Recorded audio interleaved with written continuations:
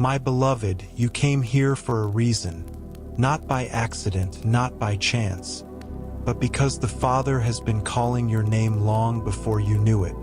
You have questions burning inside you. Why am I here? What is my purpose? How do I live a life that matters? Today, I will not give you empty answers or sweet words that fade. I will give you truth, as clear as the morning sun, as steady as the waves on the shore. But before we begin, I will ask you one question, the question that could change your entire life. If you knew the path that would bring you peace, joy, and eternal reward, would you walk it, even if it cost you everything? Today, I will show you that path. Part 1. Opening and heart connection. My dear friend, I know you. I have seen you when you laugh, and I have seen you when you cry alone in the car after a hard day. I know the weight you carry, the quiet fears, the restless wondering, the feeling that life is moving fast but you're still unsure where you're going. I know you've asked yourself, more than once, what am I really supposed to be doing with my life? And I know how heavy that question can feel when the answer seems far away. You've tried to figure it out before. Maybe you've worked harder, hoping success would make things clear. Maybe you've switched jobs, moved to new places, started new projects. Some of those things brought moments of excitement. But the restlessness always returned. You've looked around at other people, friends, family, strangers online, and wondered why they seem to have it all together when you still feel like you're searching. But listen to me. They're searching too. Even those who look confident often carry their own hidden questions. I'm not here to give you a quick formula, and I won't pretend that life's purpose can be found in 3 easy steps. I came to give you something better, truth that is deep enough to hold your whole life and steady enough to guide you no matter what storms come. The life you were made for is not hidden from you as a cruel game. Your Father in heaven knows exactly why. He made you, and I am here to help you see it. Before we talk about what you should do, I want you to hear this clearly. Your worth is not in your job title, your bank account, your talents, or your failures. You are not valuable because of your performance. You are valuable because you are mine. You were loved before you took your first breath, and that love has not changed for a single moment. So take a breath. Set down the pressure for just a moment. I am not rushing you. I am not scolding you for not having it all figured out. I am inviting you to walk with me. In this journey, you will see not only what you are meant to do, you will see who you truly are, and to help you understand, I will tell you a story, mini parable. The lost seed. There was once a farmer who carried a seed in his pocket for many years. He kept it safe but never planted it, afraid it might not grow. He waited for the perfect time, the perfect weather, the perfect piece of land, but the perfect moment never came. One day, a storm tore through his farm, and in the middle of the muddy field, the seed slipped from his pocket into the soil. The farmer thought the seed was lost forever. But weeks later, in that very spot, a strong, green shoot pushed through the ground. The seed had been waiting all along. It only needed to be planted. Your life is like that seed. You may have been waiting for the perfect time to live your true calling. You may think you've wasted years, but nothing is wasted when it's placed in my hands. Even now, in this very moment, your purpose can take root. This part 1 sets a tone that is personal, empathetic, and hope-filled, leading naturally into part 2. The core truth about purpose, where the deeper teaching will start. If you like, I can now begin part 2 and carry this voice forward into the deeper explanation of how Jesus would guide someone toward discovering their true purpose. Part 2. The core truth about purpose. 5,000 words. Part 2. The core truth about purpose. You want to know what to do with your life, but before you can know what to do, you must know who you are. This is where most people start in the wrong place. The world around you tells you to begin with your dreams, your skills, your ambitions, to look inside yourself and decide what you want most. That sounds good at first, but it can lead you in circles because your feelings change, your desires shift, and the things you thought would satisfy you often leave you empty once you have them. Purpose does not begin with you choosing me. It begins with the truth that I have already chosen you. Identity before assignment. When I walked the earth, I called fishermen, tax collectors, zealots, and ordinary people. I didn't start by giving them a career plan. I started by saying, "Follow me."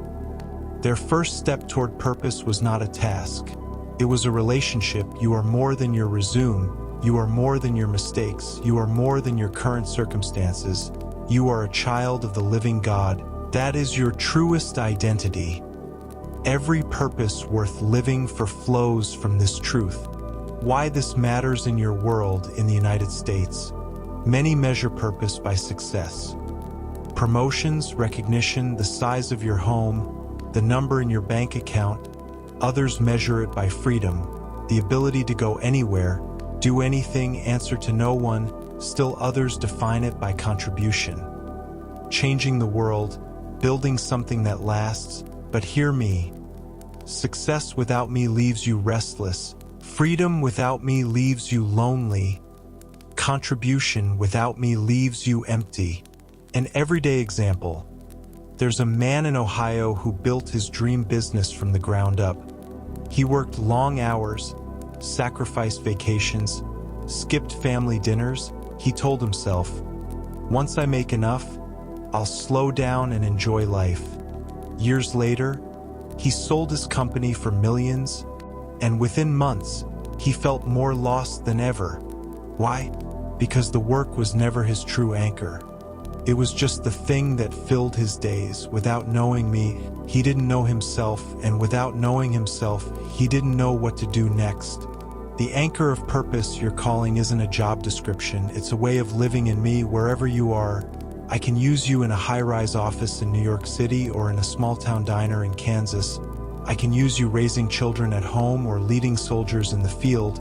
The place is not the point. The person you are becoming and the one you are following is the point. If you build your purpose on me, you can move through seasons, careers, and changes without losing your direction, because you're not holding on to a plan. You're holding on to me. A simple truth to remember. The world says, find yourself, then live your truth. I say, know me, and I will show you who you are. The world says, chase what makes you happy. I say, follow me, and joy will follow you. The world says, you are what you achieve. I say, you are mine, and that is enough. Invitation to the next step. So, before we talk about the work you will do, the career you might build, or the mission you will pursue, let's settle this. You are my beloved. That is the starting line. Your purpose will not be found in chasing every open door, but in walking through the ones I open for you. And to show you how to recognize those doors, I will teach you how to clear away the noise that keeps you from hearing my voice. Part 3. Clearing the noise. You live in a world that is loud, not just in the sounds you hear, but in the constant pull on your mind and heart. Your phone vibrates, the news scrolls, the voices argue. The ads promise you happiness if you just buy one more thing. Even when the room is quiet, your thoughts are not. You are surrounded by noise. It's no wonder you feel busy but empty. The noise fills your hours, but it doesn't fill your soul. The illusion of fullness in America. You are taught to stay connected, to keep up, to never fall behind. If you stop scrolling, you might miss something. If you stop working, someone might get ahead of you, so you move faster and faster, thinking the speed will bring you meaning. But it only makes you tired. The noise tricks you into thinking you are full because you are busy. But fullness is not the same as purpose. A plate piled high with food is not the same as a nourishing meal. Your life can be crowded with activities and still be starved of meaning. Three kinds of noise that keep you from hearing me. 1. The noise of comparison. You measure yourself against others. Their careers, relationships, homes, vacations. You scroll through their highlight reels and forget that you're seeing only the moments they chose to show. You forget that your life has its own calling, one that won't look like theirs. Comparison blinds you to the unique work I have for you. You can't follow me while staring at someone else's path. 2. The noise of fear. Fear whispers. What if you fail? What if you're not enough? What if you choose wrong? Fear makes you freeze, waiting for a perfect certainty that never comes. And while you wait, life passes by. I have not called you to live afraid. I have promised to go with you. Fear doesn't keep you safe, it keeps you small. Part 3. Clearing the noise. You live in a world that is loud, not just in the sounds you hear, but in the constant pull on your mind and heart. Your phone vibrates, the news scrolls, the voices argue. The ads promise you happiness if you just buy one more thing. Even when the room is quiet, your thoughts are not. You are surrounded by noise. It's no wonder you feel busy but empty. The noise fills your hours, but it doesn't fill your soul. The illusion of fullness. In America, you are taught to stay connected, to keep up, to never fall behind. If you stop scrolling, you might miss something. If you stop working, someone might get ahead of you, so you move faster and faster, thinking the speed will bring you meaning. But it only makes you tired. The noise tricks you into thinking you are full because you are busy. But fullness is not the same as purpose. A plate piled high with food is not the same as a nourishing meal. Your life can be crowded with activities and still be starved of meaning. 3 kinds of noise that keep you from hearing me. 1. The noise of comparison. You measure yourself against others. Their careers, relationships, homes, vacations. You scroll through their highlight reels and forget that you're seeing only the moments they chose to show. You forget that your life has its own calling, one that won't look like theirs. Comparison blinds you to the unique work I have for you. You can't follow me while staring at someone else's path. 2. The noise of fear. Fear whispers. What if you fail? What if you're not enough? What if you choose wrong? Fear makes you freeze, waiting for a perfect certainty that never comes. And while you wait, life passes by. I have not called you to live afraid. I have promised to go with you. Fear doesn't keep you safe, it keeps you small. But you can only recognize my voice when you've learned to turn down the volume on everything else. So now, let's talk about how to discover the calling I've placed in you, and how to begin living it. Not someday, but today. Part 4. Discovering God's calling for you. 6,000 words. Part 4. Discovering God's calling for you. Now that we've quieted the noise, you're ready to hear something you've been longing for. The direction you were made to follow. Your calling is not a puzzle I'm keeping from you. It is not a test you're meant to fail. It is a gift I've been shaping in you since before you were born. Step 1. Listen in prayer. Purpose begins in my presence, not in frantic searching, but in listening. When I walked on earth, I often withdrew to quiet places. I want you to do the same. In America, schedules are full and silence feels strange. But it is in that stillness that you will sense my leading. Pray honestly. Tell me your fears, your dreams, your confusion, and then stop talking for a while. Let me speak. I may give you a scripture that stands out. I may stir a burden for a certain group of people. I may simply fill you with peace about a direction you've been afraid to take. Step 2. Serve where you are. Many think they must wait for a grand moment to start living their purpose, but I tell you, the path to your calling often begins right where you are. The disciples didn't begin by preaching to thousands. They began by walking with me, helping one person at a time. If you're in a small town in Texas, serve your neighbor.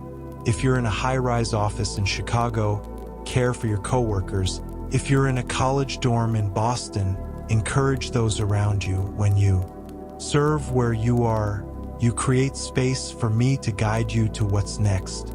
Step 3, use your God-given gifts. I gave you skills and talents for a reason. They are not random. Your ability to teach, to organize, to encourage, to build, to create, these are tools for your calling. Don't bury them because you think they're too small. I once fed thousands with a boy's small lunch. In my hands, little becomes much. Ask yourself, what comes naturally to me? What do others thank me for? What activities make me lose track of time? These are clues to the gifts I've placed in you. Step 4. Test your calling through love. The surest sign that you've found your true calling is that it serves others and honors me. A calling that is only about you will never satisfy you. Love is the fuel that will keep you going when the work is hard, when the recognition fades, and when progress feels slow. Think of the nurse in New York who prays over each patient, even if they never know. Think of the mechanic in Alabama who fixes a single mom's car for free. Think of the teenager in Oregon who starts a food drive for the homeless. These may seem small, but they are living out their calling because they are loving in action. Step 5. Take one step at a time. You don't need the whole map before you start. I will guide you step by step. When I called Peter to walk on water, I didn't give him a 5-year plan. I gave him one step. Come. Start where you have clarity. Do the thing you already know to do. As you walk, I will open doors and close others. Trust me enough to keep moving. A parable for you. A young man in Florida wanted to know his purpose. He waited for a sign, a voice, a big revelation. But all he heard in prayer was a nudge to volunteer at his local shelter. He thought, that's too small to be my life's calling. But he obeyed. Months later, while serving there, he met a retired businessman who mentored him in nonprofit leadership. Years later, that young man was leading a network of shelters across the state. The big calling came, but it began with a small yes. What if you've taken wrong turns? Some of you think you've missed your calling because of mistakes, failures, or wasted years. But hear me. Nothing is wasted in my hands. I can use your past to prepare you for your future. Moses spent 40 years in the desert before leading my people. Paul once persecuted the church before becoming its greatest messenger. I can redeem your story too. Practical next steps for Americans today. 1. Write down moments in your life when you felt most alive doing something good. 2. Pray daily for clarity, even if it's just 5 minutes. 3. Say yes to small opportunities that align with love and service. 4. Surround yourself with wise, faithful people who can confirm or challenge your direction. 5. Be willing to change course if I lead you elsewhere. You don't have to strive endlessly to find your calling. You have to walk with me, trust me, and be willing to start small. The road may twist and turn, but I will never leave you. And when you look back one day, you will see how each step, even the hard ones, led you exactly where you were meant to be. Part 5. Living the purpose daily. You have learned how to discover your calling, but purpose is not just found in one moment. It is lived day by day. Many people think of calling as a mountaintop moment, a speech, a mission trip, a big breakthrough, but most of your calling will be lived in the ordinary moments, in the unseen faithfulness, in the choices you make when no one is watching. Purpose is a way of living, not just a task. When I called my disciples, their purpose was not simply to travel with me for a few years. It was to live in my way for the rest of their lives.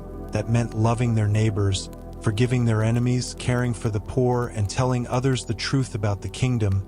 They didn't do those things only on special days. They lived them. You may have a career as a teacher, a mechanic, a nurse, a parent or a soldier, but your purpose in me is carried into each of those roles every day. It shapes how you speak, how you work, how you treat people, and how you make decisions. The small faithfulness principle in America. People often think big to measure worth. Big paychecks, big platforms, big changes, but my kingdom grows from small seeds. I told you before. A mustard seed is tiny, but it becomes a great tree. Your daily obedience is like planting seeds. You may not see the harvest right away, but in time, it will grow.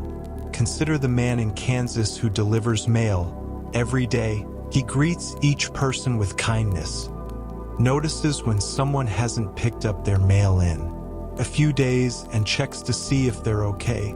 He doesn't preach sermons, he doesn't have a large audience, but his faithfulness touches lives in ways he may never see. That is living purpose daily, carrying purpose into ordinary moments. 1. At work, your job may feel routine, but it's not meaningless. The way you treat your coworkers, the integrity you show in your work, the patience you offer to a difficult customer. All of these are ways you live your calling. 2. At home, the way you speak to your spouse, raise your children, or honor your parents matters in my kingdom. When you love with patience, when you forgive quickly, when you choose peace over pride, you are living your purpose. 3. In your community, your city, your neighborhood, your street. These are your mission fields. Whether you serve in a local shelter, coach a little league team, or simply know your neighbors' names, you are planting seeds of my love. Staying aligned. When life changes, your circumstances will change. You may move to a new city, start a new career, face illness, or walk through loss. But your calling in me doesn't end when your situation changes. The specific work may shift, but the heart of your purpose, to love God and love people, remains the same. Think of the woman in Oregon who spent 20 years as a schoolteacher. When she retired, she wondered if her purpose had ended. But soon she began tutoring refugee children in her community. The setting was different, but the heart of her calling, to teach and encourage, was the same. The danger of drifting. Purpose can fade when you stop tending to it. Distraction, comfort, or discouragement can cause you to forget why you began. That's why I tell you, remain in me, spend time in prayer, stay connected to my word. Surround yourself with people who remind you of what matters most. If you drift, you can always come back, but staying anchored in me will keep you steady. A parable for the everyday life. A man in North Carolina built a beautiful vineyard. At first, he walked the rows daily, tending each vine, watering, pruning, protecting from pests. The vineyard flourished, but over time, he became busy with other projects. He still owned the vineyard, but he visited less and less. Soon, the vines grew wild, and the fruit was scarce. His purpose had not disappeared, but it had been neglected. Your calling is like that vineyard.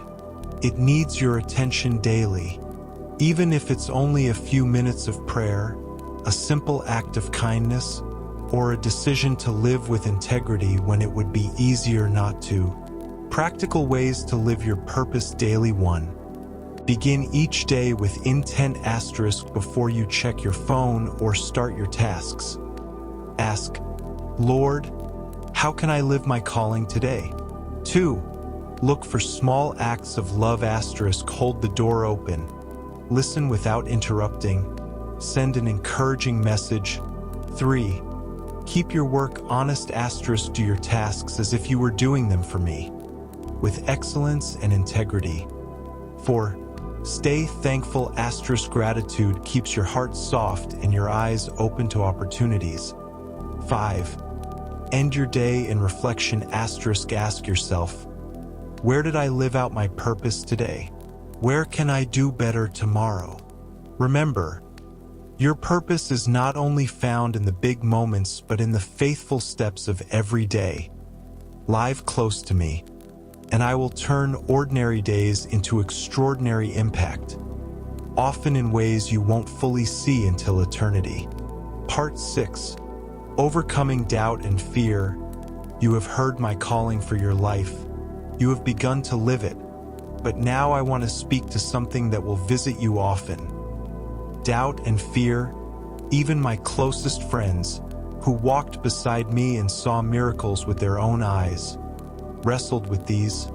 You are not weak because you feel afraid.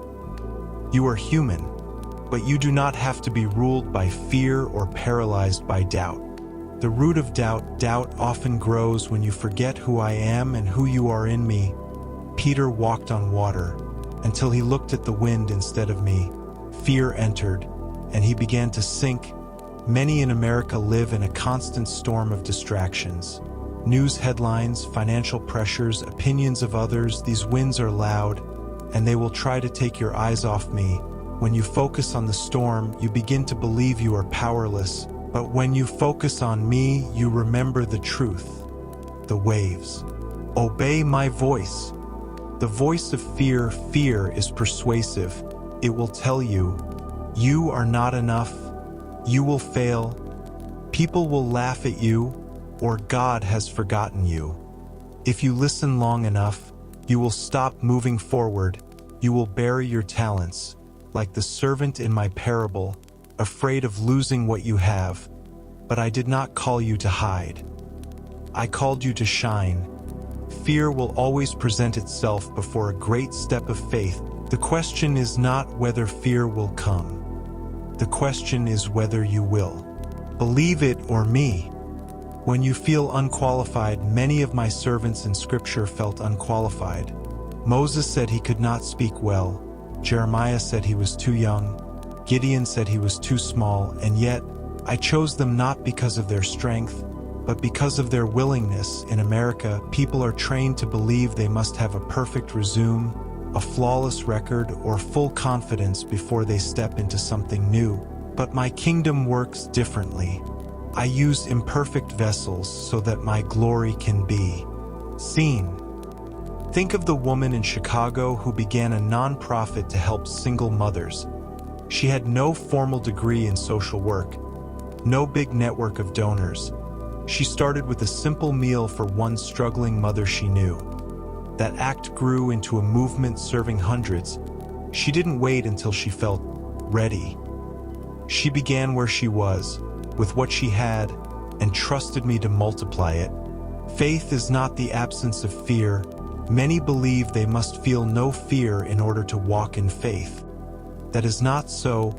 Faith is choosing to act in obedience even when fear whispers in your ear. Courage is not born in comfort. It is born in the decision to step forward despite the trembling in your heart. A parable for the fearful heart. A young man in Texas wanted to start a small business repairing bicycles. He had skill, but he feared debt, failure, and embarrassment. For years, he worked in a job that drained him, all while the idea sat in his heart. One day, a friend said, "If you wait until you feel no fear, you will wait your whole life." The man began with 3 bicycles in his garage. At first, business was slow, but in time, he became the most trusted repairman in town. The fear never fully left, but it lost its power because he kept moving. Practical ways to confront doubt and fear. 1. Speak truth over lies. Fear says, "You can't." I say, "You can do all things through me." Doubt says, "God has left you." I say, "I will never leave you or forsake you." 2. Remember past faithfulness. Keep a record of times I have answered prayers, provided, or guided you. In moments of fear, read them. 3. Take small steps. You don't need to leap the mountain in one jump. Take one faithful step today, then another tomorrow. 4. Surround yourself with faith builders. In the U.S., isolation is common. Find people who will pray with you, speak encouragement, and remind you of truth when you forget. 5. Act quickly. When I prompt you, the longer you wait after hearing my leading, the louder fear grows. Move while your heart is still tender to my voice. When the outcome is uncertain, some of your greatest fears will come from not knowing how something will end. You may say, Lord, what if I try and fail? But I say, what if you try and grow? What if the journey itself is the victory? In my kingdom, success is measured not only by the outcome, but by your obedience. Stories of American faith in the face of fear. The firefighter in California. He runs into burning buildings not because he feels no fear, but because love for others outweighs fear for himself. The single mom in Ohio. She starts night school while raising 3 children. Every class feels risky, but she knows her children are watching her courage. The pastor in New York. He preaches hope in a neighborhood filled with violence. Threats come, but he chooses to stay because his calling is greater than his safety. The promise I give you, I will be with you in the storm. I will walk with you into the unknown. I will steady your heart when fear tries to take it. Remember this. Fear does not mean you are far from me. Sometimes, it means you are close to the edge of something great. The enemy attacks most fiercely where the harvest will be greatest. Final encouragement: if you want to overcome doubt and fear, do not wait for them to vanish. Walk through them with me. Keep your eyes fixed on my face, not on the waves. Speak my promises until your heart believes them. And when you feel your knees shaking, remember, I walked this earth as you do. I felt the weight of fear in Gethsemane, and yet I stepped forward. Follow me in this, and you will see that fear is no match for faith. Part 7: Eternal Perspective. I want to speak with you about your sight. Not the sight of your eyes, but the vision of your heart. The way you see life will shape the way you live it. Most people see only what is before them. Bills to pay, tasks to finish, comfort to secure, recognition to gain. But I tell you, there is more to life than what can be touched, counted, or measured. There is a kingdom beyond this world, and I have called you to live with eternity in mind. What is eternal perspective? To live with eternal perspective means to measure your choices, your values, and your goals against forever. Not just against the next week or the next decade. It means remembering that your life here is a vapor, like breath on a cold morning. While your life with me is endless in America, much of the culture is built on urgency for the temporary advertisements shout, "You need this now." News headlines demand your outrage today. Companies promise satisfaction in the moment. But if you chase only what fades, you will miss what lasts. The short bench at the ocean. A man once sat on a short bench by the Pacific Ocean in California, watching the waves roll in. He worried about a small scratch on his car's paint and the stock market's latest drop. Beside him, a woman simply watched the horizon, smiling, knowing she had only weeks to live because of her illness. The man's heart was chained to what would pass. The woman's heart was already in the place she was going. She noticed the beauty, spoke kindly to strangers, and gave thanks for every moment. The difference was not in what they saw. The same waves rolled in for both, but in how far they were looking. One saw only to the parking lot. The other saw beyond this life. Why eternal perspective changes everything. When you remember that this world is not your final home, you will begin to hold its treasures more loosely. You will love people more than possessions. You will choose integrity over short-term gain. You will give generously, knowing that you are storing treasures in heaven where moth and rust cannot destroy. This does not mean you ignore your responsibilities on earth. No, I have called you to be faithful in your work, your relationships, and your stewardship, but you will work with the peace of one who knows that every good thing here is a shadow of the greater joy to come. The parable of the two builders in the city in New York City. Two friends each decided to invest their savings. One bought the newest luxury car, a symbol of success to him. The other invested in scholarships for students from his neighborhood. Years passed. The car grew old, scratched, and eventually sold for a fraction of its price. The scholarships, however, had sent young men and women into futures filled with purpose. Some of those students became doctors, teachers, and leaders, multiplying hope in places that once knew only despair. The first friend built for the moment. The second built for eternity. The reward of the second will not fade when the lights of the city go out. Practical steps to live with eternal perspective. 1. Measure your decisions by forever asterisk before you choose. Ask, will this matter in 10 years? Will it matter in eternity? Asterisk, some things matter greatly now but will mean nothing later. Others may seem small now but echo forever. Like a word of encouragement, an act of kindness, or a sacrifice for another's good. 2. Invest in people, not just possessions. Asterisk, homes will decay. Technology will become outdated, styles will change. But the souls you love and serve will live forever. 3. Practice gratitude for what cannot be bought. Asterisk, sunsets, friendships, laughter, worship.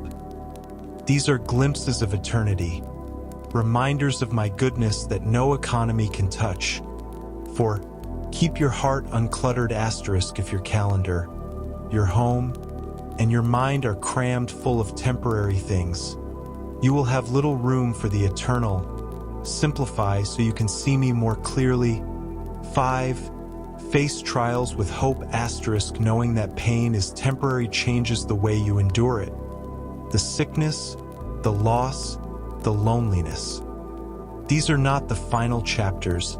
You are moving toward a place where every tear will be wiped away. How eternal perspective helps in times of loss. In the United States, funerals often focus on memories. Vacations, birthdays, careers, these are beautiful, but they are not the whole truth. For those who belong to me, death is not the end of the story, but the doorway to joy unending. I do not minimize the pain of parting. I wept at Lazarus' tomb, but I also spoke to Martha of the resurrection. When you live with eternity in mind, grief is softened by the assurance that we will meet again. The danger of short-sighted living without eternal perspective. People become driven by comparison. You measure yourself against the neighbor's house, the coworker's promotion, the influencer's life online. This is a race that never ends because the finish line keeps moving. But with eternal perspective, you understand that my measure of success is faithfulness, not fame. Obedience, not applause. A quiet life lived in love for me is greater than a loud life lived for self. A true story from the heartland in Kansas. A farmer named David lived a modest life. He was known not for wealth, but for the way he prayed for every family in his small town. He repaired fences for neighbors without charge, left vegetables on porches, and always had time to listen. When David died, the church was filled beyond capacity. People spoke of how his kindness had changed their lives, how his prayers had brought comfort in crisis. David never appeared on the news, never had a large social following, and never built great financial wealth. Yet in heaven, his life was rich beyond measure, for he had lived with eternal perspective, sowing seeds that would bear fruit forever. Living today in light of forever. If you knew your time on earth was short, what would change? Would you forgive more quickly? Would you speak more gently? Would you risk more for the sake of love? Eternal perspective is not about escaping this life. It is about living this life in such a way that it reflects the one to come. it means working at your job with honesty. Because you work for me, it means raising your children with love and truth. Because they are eternal souls, it means giving when it costs you something, because your true reward is with me.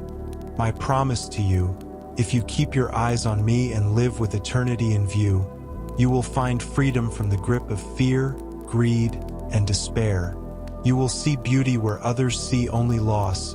You will spend your days not just surviving, but building something that death cannot touch. One day, you will stand before me. I will show you the ripple effect of every unseen act of kindness, every hidden prayer, every sacrifice no one else noticed. You will see that nothing done in my name was wasted, and I will say to you, well done, good and faithful servant. Enter into the joy of your master. Part 8. Final blessing, my beloved. You have listened. You have asked, what do I truly want to do with my life? And together, we have walked through the noise, the calling, the living, the overcoming, and the eternal hope. Now, I want to leave you with a blessing. Not just for your comfort, but for your courage. I am not sending you back into the world to be the same. I am sending you as light in the darkness, as salt in a world that has lost its flavor, as a child of God in a world searching for its Father. The blessing, may your ears be open to my voice above every other voice. May your heart remain soft even when the world grows hard. May your hands be ready to serve, your mind ready to learn, and your spirit ready to trust. When you walk through valleys, may you remember I am with you. When you stand on mountains, may you remember I am the one who brought you there. May your work be more than just a way to live. May it become the way you love. May the way you spend your time reflect the eternity you are headed toward. May you never forget that you are deeply known, deeply loved, and deeply purposed. Asterisk now, here is what I ask you to do. Asterisk take one step today. Not tomorrow, not someday, today. Do one thing that moves you closer to the life I have called you to live. Asterisk refuse the lie of perfection. You don't have to see the whole map before you take the first step. Asterisk live as if eternity is real, because it is. Let that truth shape the way you spend your time, money, and energy. Asterisk be the voice of hope in your circle, in your workplace, in your school, in your home. Let people see my light in you. Asterisk. Why now matters, you do not know the number of your days. You do not know how long the window will stay open for the work I am calling you to. That is not to make you fearful. It is to make you faithful. The seeds you plant now may grow into trees that give shade to people you will never meet. The words you speak now may spark courage in someone who thought their story was over. Your life, your ordinary, daily life, can be the place where heaven touches earth. My final words to you here, so, beloved, go with the confidence that I am with you always. In your joy, in your confusion, in your mistakes, and in your victories, go knowing that my spirit is your strength, that my word is your guide, and that my love is your anchor. Do not wait for a perfect moment. This is the moment. Do not wait for a sign in the sky. I have already placed the sign in your heart. Now, live your life not just for yourself, but for the kingdom that will never end. And as you go, remember this. You are mine, and that is enough. Now rise and follow me.